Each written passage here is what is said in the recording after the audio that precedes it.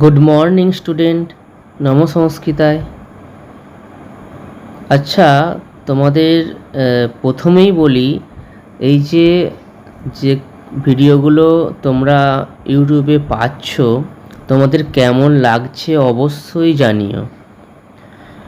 যতটা সহজভাবে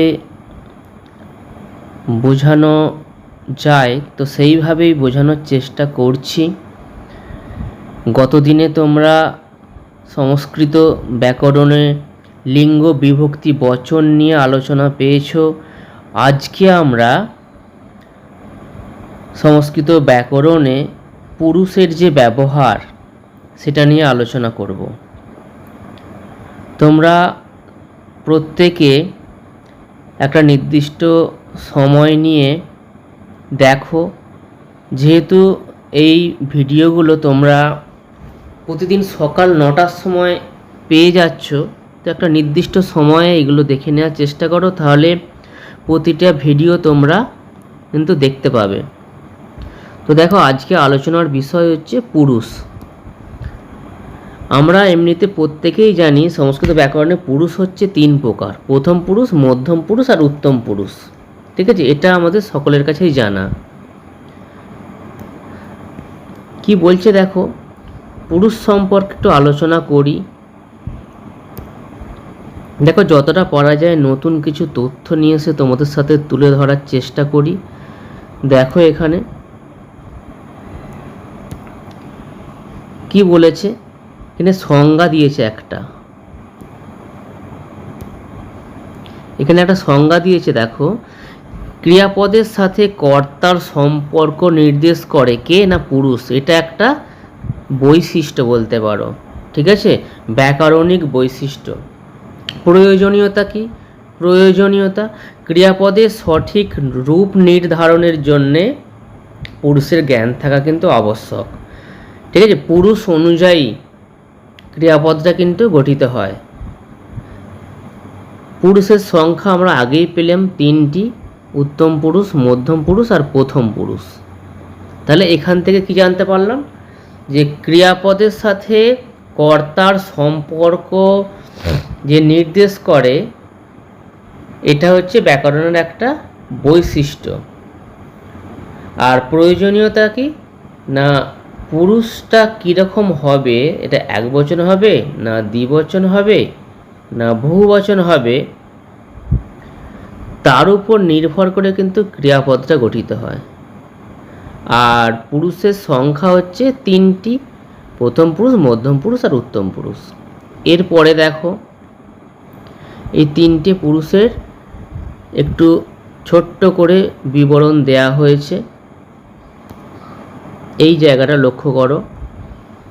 প্রথমে দেয়া হয়েছে উত্তম পুরুষ, প্রথমে দেয়া হয়েছে উত্তম পুরুষ।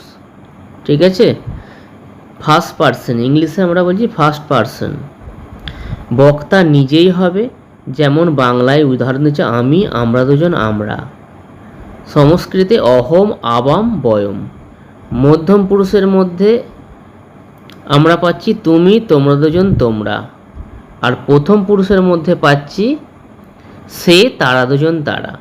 আমরা এটা প্রত্যেকেই জানি, তবু একবার বলে দিলাম এই জায়গাটা: প্রথম পুরুষ, মধ্যম পুরুষ, উত্তম পুরুষ। এরপর দেখো উত্তম পুরুষের ব্যবহারটা দেখো। উত্তম পুরুষ কি বলা হচ্ছে দেখো, বক্তা নিজেকে নির্দেশ করে। যখন কথক নিজের সম্পর্কে বলেন তখন উত্তম পুরুষ ব্যবহৃত হয়। ঠিক আছে, এখানে দেখো অহম পঠামি, আমি পড়ি। বয়ম পঠামহ, আমরা পড়ি। তাহলে দেখো, এটা হচ্ছে পুরুষ। তাহলে এই অনুযায়ী আমাদের ক্রিয়াপদটা হচ্ছে। এখানে দেখো, এখানে পুরুষটা বহু বচনে আছে, সেই জন্যে ক্রিয়াপদটাও কিন্তু বহু বচনে আছে। আর এটা অবশ্যই খেয়াল করতে হবে, অহমটা কি উত্তম পুরুষের এক বচনে রয়েছে, সেই জন্যে আমাকে ক্রিয়াপদটাও উত্তম পুরুষের এক বচনের রূপটা কিন্তু করতে হবে। একই রকমভাবে দেখো, বয়মটা উত্তম পুরুষের বহু বচনের রূপ, সেই জন্যে ক্রিয়াপদটাও কিন্তু উত্তম পুরুষের বহু বচনে করতে হচ্ছে। এগুলো কিন্তু ভালো করে জেনে নাও, যখন বাক্যে প্রয়োগ করবে তখন কিন্তু এগুলো অনেক সময় ভুলভ্রান্তি হয়ে যায়। দেখো তারপরে চলো, উত্তম পুরুষের ক্রিয়াপদের ব্যবহার এখানে দেখিয়েছে। দেখো এখানে একটা ধাতু নিয়ে নিয়েছে, পর ধাতু, এটাকে দিয়েই সবগুলো দেখিয়েছে। বর্তমানকালে ক্রিয়াপদের প্রয়োগ করছে আর পর ধাতুর ব্যবহার করছে। ঠিক আছে, এখানে কি বলছে দেখো, পঠামি। পঠামি বলতে এটা কোথাকার রূপ? এটা উত্তম পুরুষের একবচনের রূপ, সেই জন্যে আমি পড়ি। দেখো পঠাবহ মানে উত্তম পুরুষের দ্বিবচনের রূপ, সেই জন্যে আমরা দুজন পড়ি। আর পঠামহ এটা উত্তম পুরুষের বহুবচনের রূপ, সেই জন্যে আমরা পড়ি। ঠিক আছে, এখানে উত্তম পুরুষে কি বলছে, প্রত্যয়গুলি মি, ব আর ম, এই তিনটে বিভক্তি মনে রাখতে হবে। ঠিক আছে, এগুলো সেখানে যুক্ত হয়েছে। তাহলে কি হলো, আমি পড়ি, আমরা দুজন পড়ি আর আমরা পড়ি। ঠিক আছে, তারপরে চলো এবার মধ্যম পুরুষের আলোচনা আছে। দেখো মধ্যম পুরুষের আলোচনা কি বলছে দেখো, শ্রোতা বা যার সাথে কথা বলা হচ্ছে তাকে নির্দেশ করে। কথোপকথনে সরাসরি সম্বোধনের ক্ষেত্রে মধ্যম পুরুষ ব্যবহৃত হয়। মধ্যম পুরুষে সাধারণত সর্বনাম এর ব্যবহার হয়। যেমন দেখো তম, পঠসি আর জুয়ম।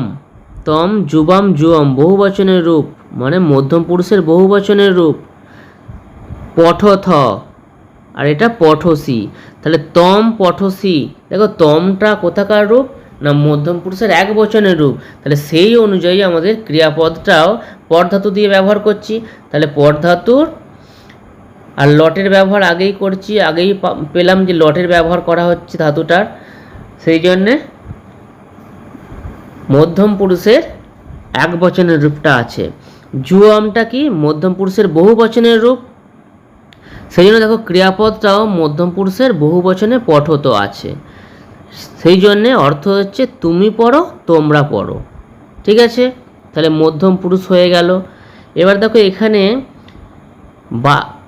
দেখো একটা প্রয়োগ দেখিয়েছে মধ্যম পুরুষে ক্রিয়াপদ। কি বলছে দেখো, একই রকমভাবে বর্তমানকালে প্রয়োগ দেখিয়েছে আর পরধাতুর ব্যবহার করেছে, প্রতিটাতেই পরধাতুর ব্যবহার আছে। দেখো পঠসি মানে মধ্যম পুরুষের এক বচনের রূপ, তুমি পড়ো। পঠথহ মানে মধ্যম পুরুষের দ্বিবচনের রূপ, তোমরা দুজন পড়ো। আর পঠথ মানে মধ্যম পুরুষের বহু বচনের রূপ, মানে তোমরা পড়ো। ঠিক আছে, এখানে কি কি তাহলে যুক্ত হয়েছে মধ্যম পুরুষে? দেখো সি, থ, থ। ঠিক আছে, এই তিনটে বিভক্তি মনে রাখতে হবে। পঠসি, পঠথহ, পঠত। ঠিক আছে, তাহলে মধ্যম পুরুষের ক্রিয়াপদের ব্যবহারটা দেখতে পেলাম। এবার চলে যায় প্রথম পুরুষে চলে যায়। প্রথম পুরুষ কি বলেছে? যার সম্পর্কে কথা বলা হচ্ছে, বক্তা বা শ্রোতা নয় এমন তৃতীয় কোনো ব্যক্তি। ঠিক আছে, এটাও সর্বনাম হবে। যেমন সে মানে স পঠতি, তে পঠন্তি। তাহলে দেখো এই সটা কোথাকার রূপ? না প্রথম পুরুষের এক বচনের রূপ। তাহলে সেই অনুযায়ী ক্রিয়াপদটাও কি আছে? না প্রথম পুরুষের এক বচনে রয়েছে। তারপরে দেখো তারা, তে, তাহলে তে পঠন্তি, তেটা প্রথম পুরুষের বহু বচনে রয়েছে, সেই জন্যে ক্রিয়াপদটাও প্রথম পুরুষের বহু বচনে পাচ্ছি, পঠন্তি। তাহলে সে পড়ে আর তারা পড়ে। ঠিক আছে, এবার দেখো আমাদের প্রয়োগ দেখছি আমরা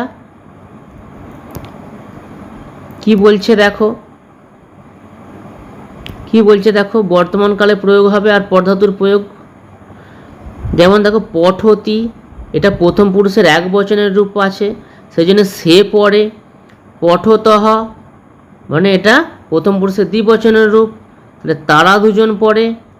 আর পঠন্তি এটা প্রথম পুরুষের বহু বচনের রূপ, সেই জন্য তারা পড়ে। তাহলে এখানে দেখো কি কি মনে রাখতে হবে, তি, তহ, আর এখানে অন্তি। ঠিক আছে, এখানে একটা অ করে নিও, তি, তহ, অন্তি, এইগুলো যুক্ত হচ্ছে, এটা মনে রাখবে। আর তোমাদের দেখবে তিন বিভক্তির পরস্মৈপদী বর্তমানকালের যে রূপগুলো হয়, তি, তস, অন্তি, সি, থস, থ, মি, বসমস, এটা মনে রাখলেই তোমরা কিন্তু এই রূপগুলো বা ক্রিয়াপদের রূপগুলো কিন্তু করে ফেলতে পারবে। ঠিক আছে, এরপরে দেখো তিনটে পুরুষের একটা তুলনামূলক একটা ছক দিয়েছে। এটা দেখো এখান থেকে খুব ভালোভাবে বুঝতে পারবে।